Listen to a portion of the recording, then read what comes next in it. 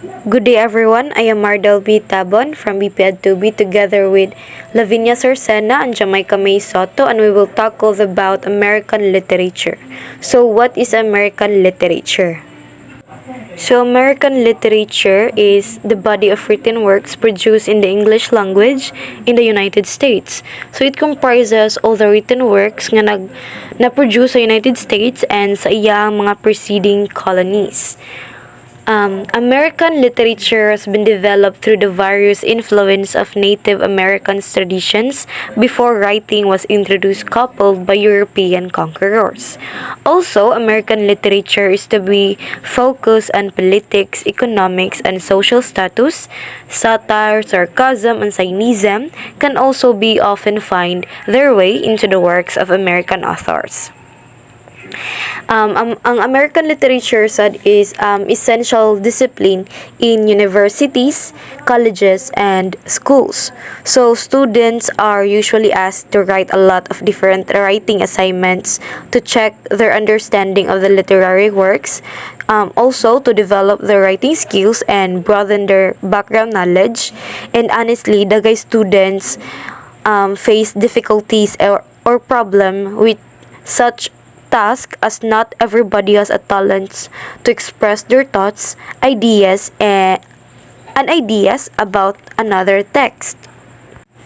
So, what makes the American literature different from other literature? English literature mainly reflects the English culture, English mannerism, while ang American literature mirrors American culture. Yang mga history, ang mga revolutionary concepts such as ang relationship nila with the church, the state, supernatural elements nga nag-emerge ana nga country. So we have factors that molded the literature of the country. So like other national literatures, American literature was shaped by the history of the country that produced it. So for almost a century and a half, America was merely a group of colonies scattered along the eastern seaboard of the North America continent, colonies from which a few hardy souls tentatively ventured westward. And after successful rebellion against the motherland, America became the United States a nation. So by the end of the 19th century, this nation extended southward to the Gulf of Mexico, northward to the 49th parallel, and westward to the Pacific. So dagko jud ang na-extend ani nga nation, no? So also by the end of the 19th century sad, it had taken its place among the powers of the world or nakusga ni siya nga nations. So ang fortunes ani nga nations was interrelated with those of other nations that can inevitably became involved, or kaninga nations was inevitably became involved in two world wars and conflicts with the problems of the Europe and East Asia. Meanwhile, ang pagsaka sa ilahang science and industry, pati ang mga changes sa the way their person thinks and feels, brought many modifications in people's lives. So all these factors nakakontribute ni siya sa development of the United States para mas ma-mold pa ang ilang literature of the country. So let us now proceed to the features of American literature. So American literatures had been affected from many ways, and each ways makes a difference in American literature. So natay three features of American literature. The first one is American literature reflects beliefs and traditions that comes from the nation's frontier days. So, the pioneer ideals of self-reliance and independence appear again and again in American writing. So, ang mga American authors, they have this great respect for the value and importance of the individual or sa usag-usa.